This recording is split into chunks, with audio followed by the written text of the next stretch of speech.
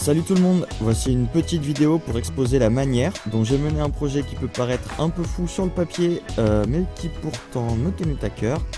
J'ai transformé ma Clio en van. L'idée m'est venue durant le confinement. Covid-19, restrictions de voyage, aéroports fermés dans la plupart des pays, tout ça. Je suis tombé sur la vidéo YouTube d'un gars qui avait transformé sa Clio, il l'avait aménagée pour pouvoir dormir dedans et voyager avec. Et après avoir vu ça, je me suis dit, il faut que je le fasse. Du coup, une fois cette idée en tête, pas le choix, je devais le faire.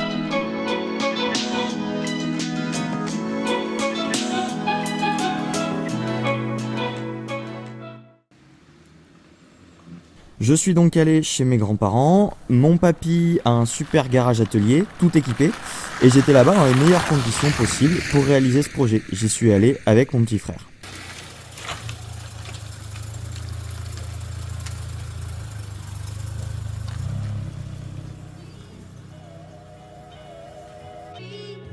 Il a fallu tout d'abord dessiner les plans.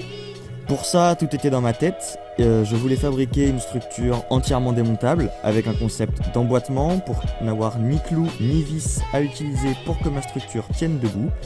Et en fait, l'idée venait de plusieurs vidéos que j'avais vues sur internet, dont j'ai repris les idées et auxquelles j'ai ajouté mes améliorations personnelles pour arriver au plan définitif de la Clio Van. Après ça, on a donc commencé par démonter les sièges arrière de la Clio, la structure de protection, les tapis de coffre, tout. Il a ensuite fallu la nettoyer un peu avant de prendre toutes les mesures dont on avait besoin.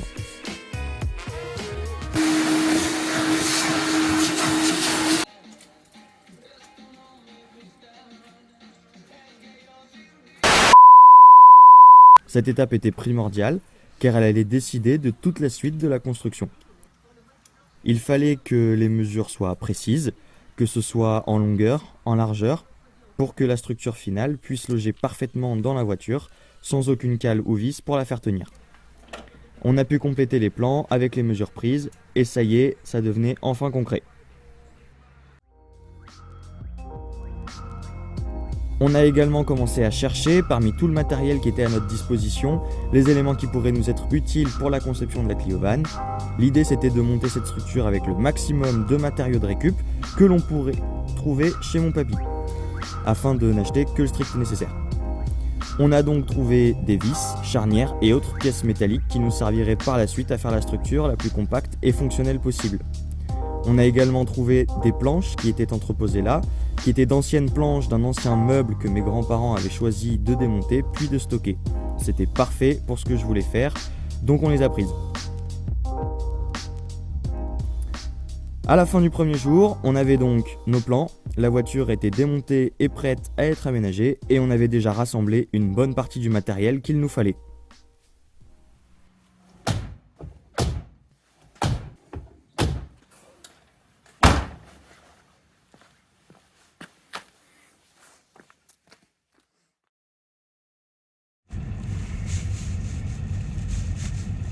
Deuxième jour et réveil matinal, on a dû aller faire quelques courses avec mon grand-père.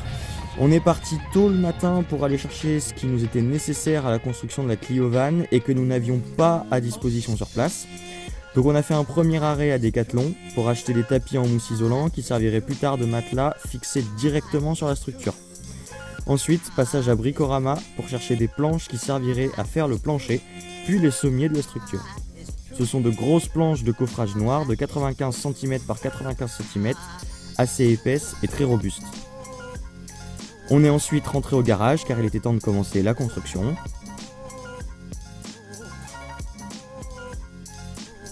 Pour ça, on a pris les planches que l'on avait trouvées la veille et on les a utilisées afin de découper les planches de la bonne taille qui serviraient au maintien de la structure démontable.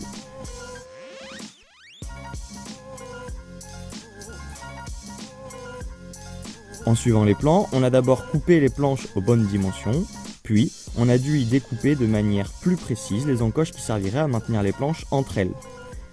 Le but était de faire la structure le plus solide possible pour qu'elle soit stable et résiste au transport, puisqu'elle est conçue avant tout pour partir en road trip et surtout subir les aléas de toutes les routes possibles et imaginables.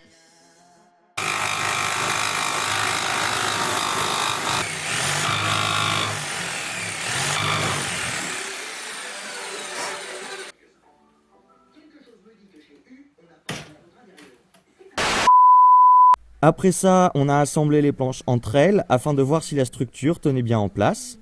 Clairement, c'était très stable, c'était parfait. Il fallait maintenant que la structure tienne en place sur sa base. Le plancher est composé d'une des planches que l'on avait achetées le matin même. Pour que la structure tienne dessus, j'ai découpé des cales qu'il a ensuite fallu fixer directement sur la structure. Ces cales permettent aux planches des côtés qui font le coffre de la structure de tenir en place et de ne pas glisser sur le plancher. Ainsi, on obtient un petit coffre carré de 95 par 95 et de 22 cm de profondeur. Ça permettra, une fois la structure en place, de stocker du petit matériel, des vêtements, de la nourriture et toutes sortes de choses. Après ça, on a voulu voir si tout cela rentrait dans la voiture et si nous ne nous étions pas trompés sur les dimensions. On a donc testé la structure en l'intégrant directement dans la voiture. On s'est aperçu que certaines vis des cales dépassaient de la structure par le dessous. Il a donc fallu meuler les pointes des vis afin de lisser la base de la structure. Ça, c'était assez impressionnant. On a re-rentré la structure dans la voiture après ça. C'était nickel, très stable et ça fitait complètement. On a déposé la planche qui sert à fermer le petit coffre et qui constitue également la première partie du sommier. Enfin, on a essayé de voir si on avait bien la bonne longueur en intégrant la deuxième partie du sommier. Elle est composée d'une autre des planches de 95 par 95 que l'on fait coulisser sur la première partie et qui vient se déposer à la fin sur le bord spécialement conçu de la structure.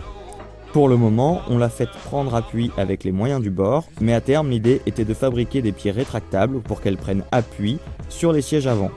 Après ce premier test, c'était parfait, tout était à sa place, bien calé, on était content. À la fin du deuxième jour, on avait donc déjà bien avancé, puisque la structure était finie dans son ensemble. Il ne restait plus qu'à créer et assembler les derniers détails le lendemain matin.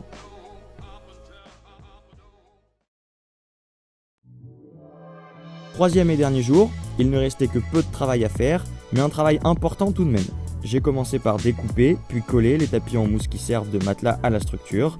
Le but était d'appliquer la colle et de poser le matelas sur la totalité de la structure. Ensuite, il a fallu faire sécher la colle et il fallait surtout que les matelas ne se décollent pas du sommier. Alors bon, comme on peut le voir, pour ce faire, système D, j'ai fait avec les moyens du bord. J'avais dit qu'il y avait tout dans ce garage, il n'empêche, ça a été très efficace. Après ça, j'ai fabriqué à partir de chutes de nos découpes de la veille, 2 petites plateformes qui servent à faire reposer les pieds du sommier afin de ne pas abîmer les sièges. Ensuite, je suis parti à la recherche d'un mécanisme qui permettrait de fabriquer des pieds rétractables que l'on pourrait fixer à la partie avant du sommier. Pour ça, je suis allé à Monsieur Bricolage, j'ai trouvé un système de loquet tout simple, pas cher et très efficace.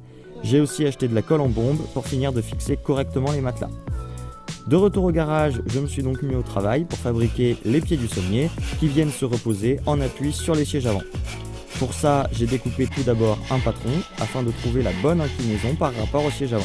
Il fallait que le sommier soit à niveau pour ne pas dormir tout de travers. Une fois le patron réalisé, j'ai donc découpé 2 pieds. Après que ce fut fait, il a fallu les fixer. Pour cela, j'ai mesuré où les placer, puis grâce au système de charnière, j'ai fixé les pieds au sommier. Et voilà, les pieds sont rétractables.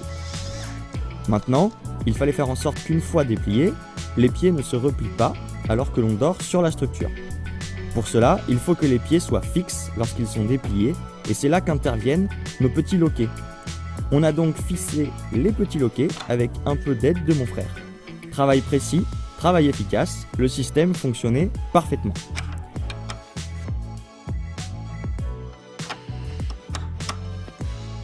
Une fois tout ça fait, on avait presque fini. On a remonté toute la structure dans la voiture pour appliquer les finitions.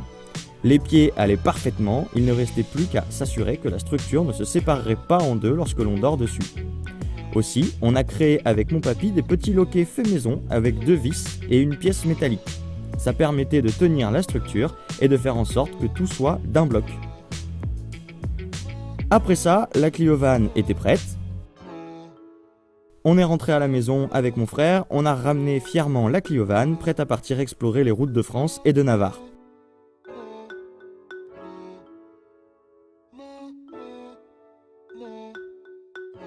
totalement démontable, totalement amovible. Je peux avoir la Clio en 5 places la semaine, rouler en ville, transporter des potes. Et le week-end, je peux la transformer en Clio van et partir en road trip. Ingénieux, hein?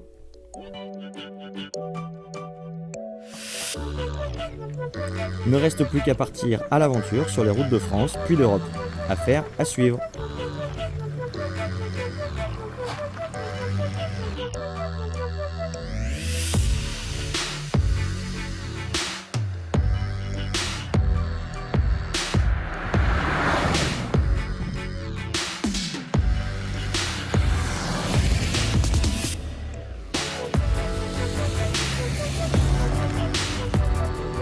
Et voilà, c'est la fin de cette petite vidéo de présentation de la Clio Van. D'autres vidéos seront à suivre pour vous présenter tous nos voyages et toutes nos aventures dans ce fabuleux bolide.